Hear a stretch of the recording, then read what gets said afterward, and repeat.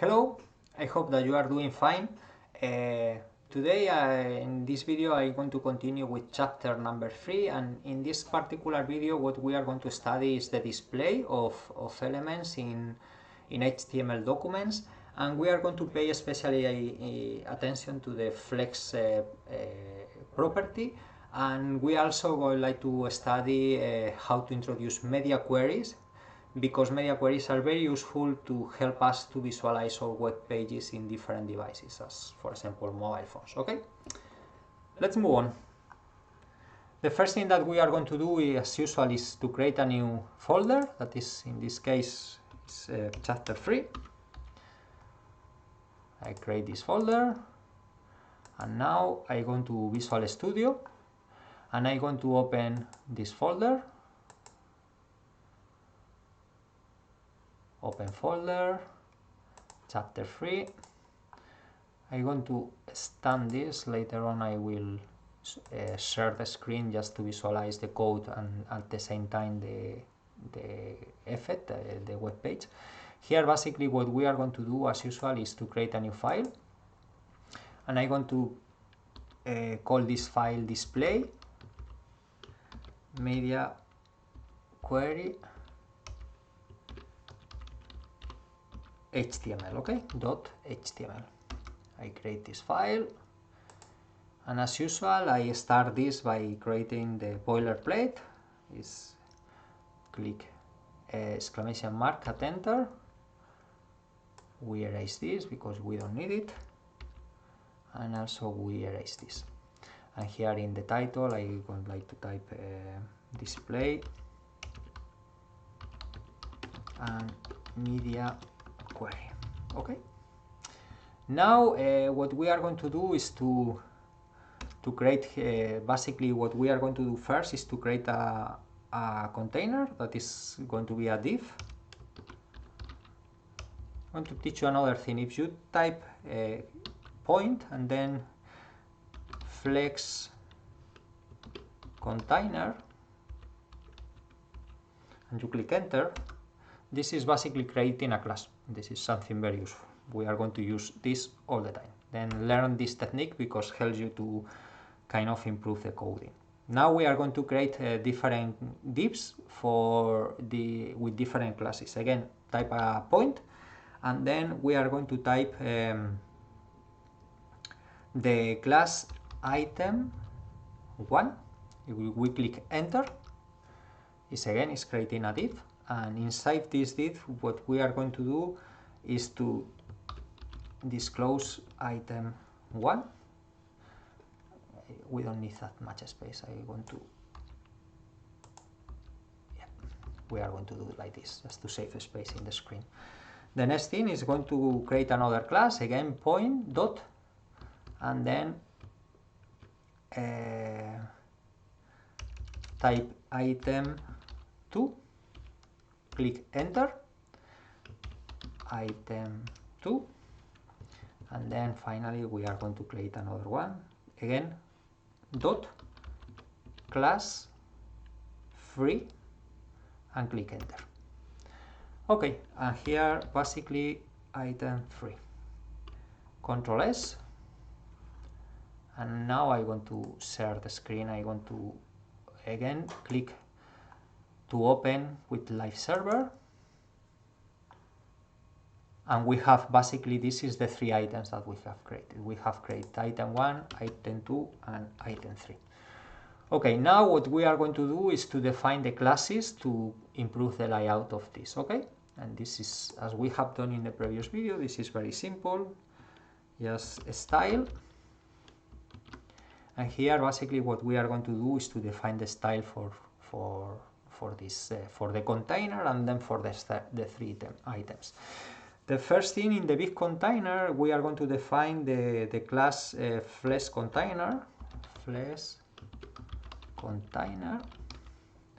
and to define that class we are going to give a background color, because this will help us to visualize the items and to improve our visualization. And we are going to add a width of 800 pixels, and we are going to to also to use a height of 800 pixels. We save this, and now we have this, but I would like to make this a little smaller. Okay, here we are. Okay, now basically what we have done is to define the container that is containing these three items. Now what we are going to do is to define the classes for the three items. I'm going to start for item 1. Item 1, I'm going to define the class for that item, and it's going to be a background color of red. I also go like to define a margin of 10 pixels.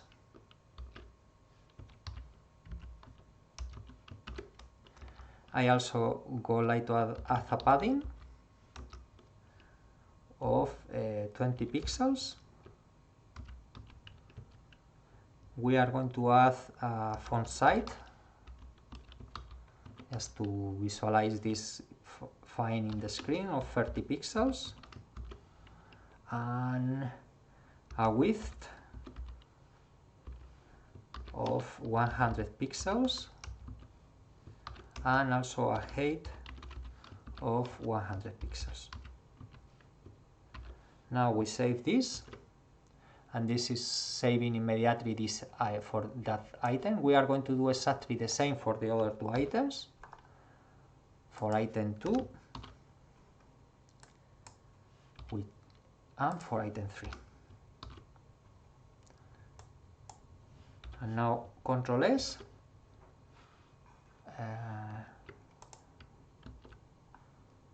Okay, I have defined wrongly here.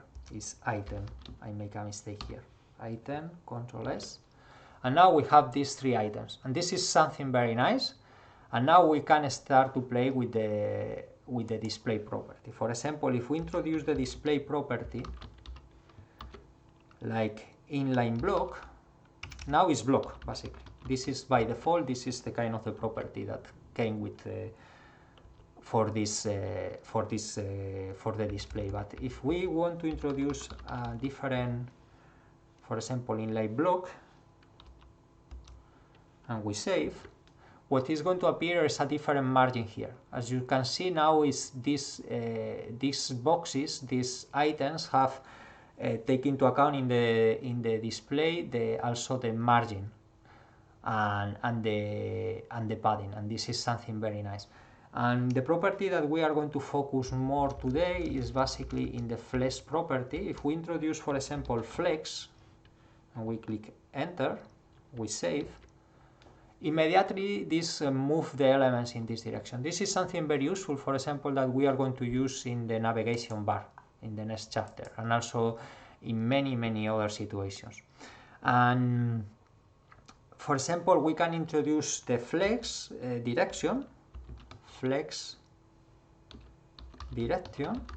and we can switch from row to column. We save, and this moves basically all the elements in the column direction, and this is also very useful. And now what we are going to focus is in the alignment. For example, I go like to place the items in a particular place, and then if we type, for example, center, but I go like to move again to row, and we save this. This is basically placing all the elements in the center. If I justify content and I put this at the end, for example, and I save, this is moving the elements in that direction. This is something very useful because help us to kind of center the elements where we want. What I'm going to do now is basically I'm going to put all the elements at the start, and I go like also to place this at the start, okay? For the rest of the chapter. And now this is what we have now. This is kind of a navigation bar, for example. Imagine that now what we want to do is to make this screen responsible, because if I do this right now, if I move this, is basically preserving the same size, and we don't want to do that. Before to move to the media query, I also would like to tell that so far what we have done is we have modified the properties of the flex container. If we want to modify the properties of each of these elements, this is very easy. For example, if we go to element 1 and we type flex grow, and we introduce number 1, and for example in item number 2 we introduce flex grow equal to 2 and we save.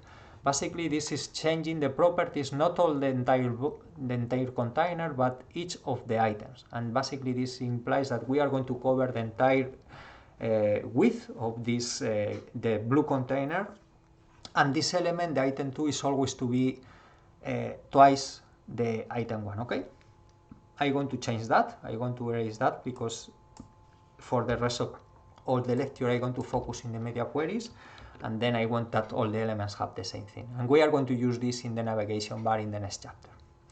Okay, how I made this responsible to the size of the screen? That is very easy to do in the style inside the style document, inside the style in the head. Basically what I have to do is to introduce the media query. I'm going to put this more in the middle. Here I'm going to introduce media, and here basically I'm going to introduce the mask width. Basically this is the width in which basically we are going to start to make the screen responsible. This is this pixels, and then I'm going to modify. I would like to make that many mobile phones now we have the menu, for example, or this item that is in a row, but I want that they appear when they see in the mobile phone in a column, because the screen in a mobile phone is smaller, and then I want that when we move from computer, a laptop to a mobile phone, these three items appears in a column. To do that is very simple. You have to go to the class div container, flex container, and we have to move to change the direction, the property flex direction from row to column.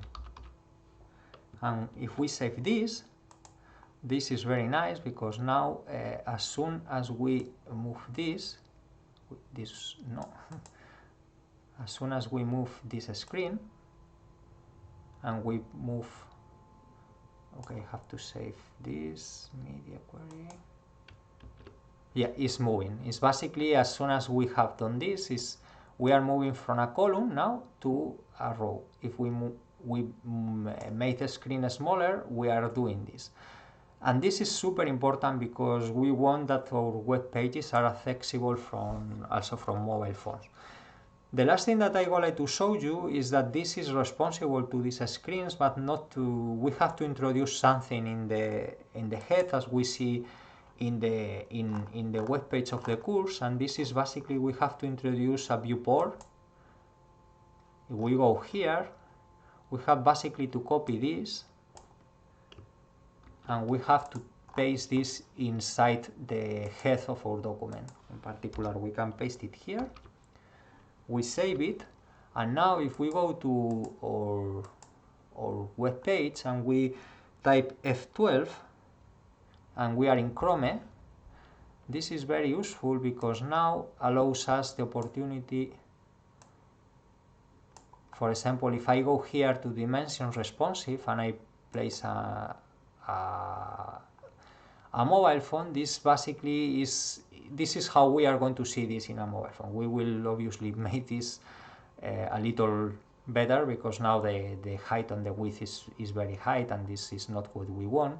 But here basically we can see how this will appear in different type of mobile phone. If I go to a Samsung Galaxy and so on and so forth. Okay, and this is going to be what we are going to use to make our web page available in different devices.